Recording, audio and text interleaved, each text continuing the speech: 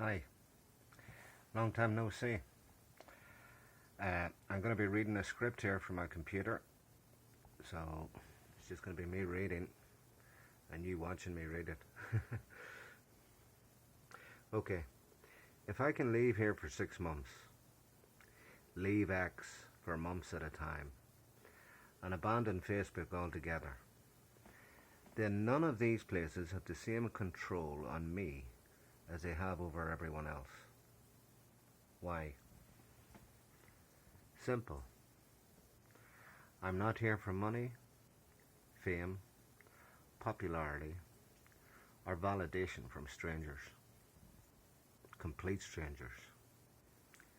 I don't share for humanity anymore, or even for my viewers, whoever they are.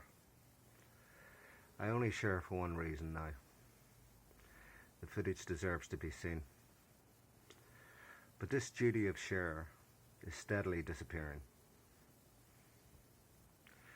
Number one, or why? Number one, the footage isn't being seen, no matter how good it is. I could upload video of me having brunch with a grey, reptilian, and lion-o, and I'd still be lucky to get 500 views. It's hilarious. Many of my videos should have gone viral, but they didn't even get a sniff of that. 2. I realized that my visitors don't need me to share, and may not even want me to share, judging by how my sightings become more plentiful and insane when I'm not sharing, as a reaction to censorship. Thank Musk's Twitter X for illuminating that for me. That changes everything. That really changes everything. Knowing that the ET don't care if I share and may even want me not to share. How foolish all the social media and video platforms have been in their handling of me this past 5-6 years of sharing. They have only shown me how to escape all this online nonsense and why I actually need to escape and make my contact private again. If I can abandon them all without a care, as I have done, that also means that we're not approaching endgame. We're in it.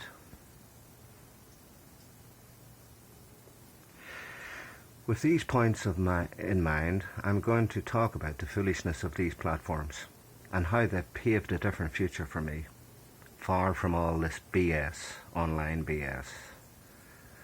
Most of these points will focus on X, Twitter X, which has been the most persistently controlling social media platform. They are relentless in their control and their obviousness, their stupid obviousness. I'm not going to list all the control. I simply couldn't be bothered. Nor could I be bothered collecting, presenting all the evidence of these attempts at stymieing me. You'll just have to believe me. But have I lied to you yet? Can you point out a lie? Anyway, few will be allowed to see this video. 50 at most. And even they are likely to be just bots or fiddled view counts. My followers and subscribers aren't allowed to see my posts, except for a few. How do I know this? Simple. My friends have multiple accounts. They follow me on X and places like that, and subscribe to me in places here like YouTube.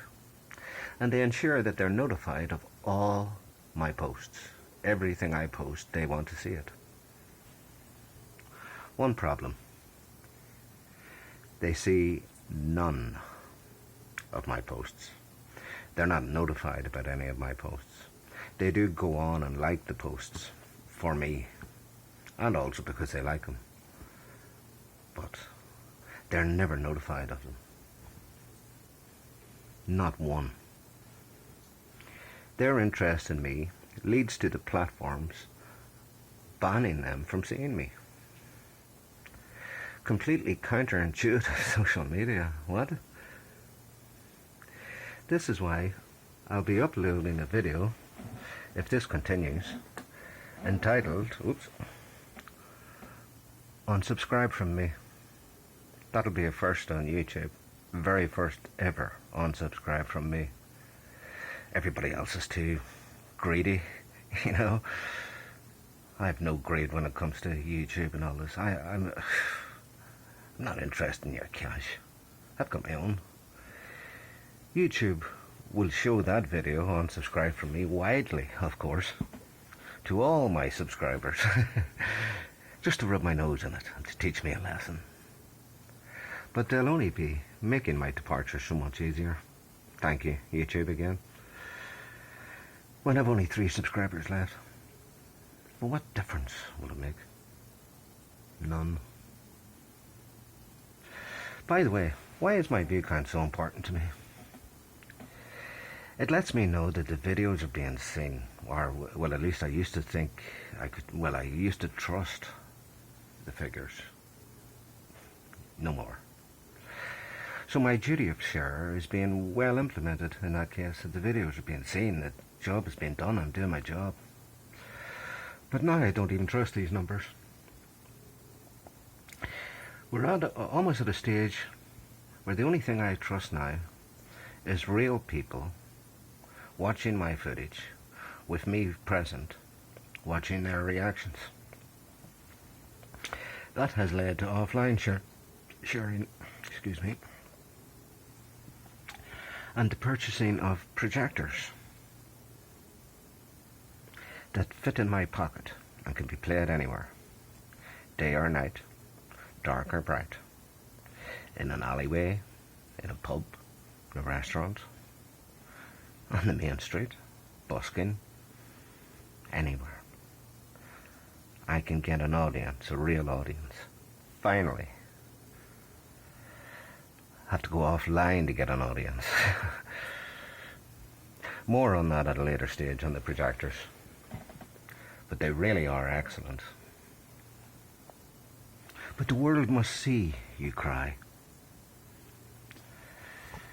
To which I say, all 200 of them. For that's what my YouTube videos are mostly set at. But the videos could go viral, you cry. Let's be honest and clear. None of my videos will ever go viral, even if they're footage from inside the mothership. Let's move on to Facebook for now. Facebook was the first place of sharing and gave me my first glimpse of the censorship epidemic within these platforms. I had many conversations and typed exhaustively to help and guide others to see the same things that I am. I even offered visits to people so that I could help them to see UFO for free. I wouldn't go now if you paid me.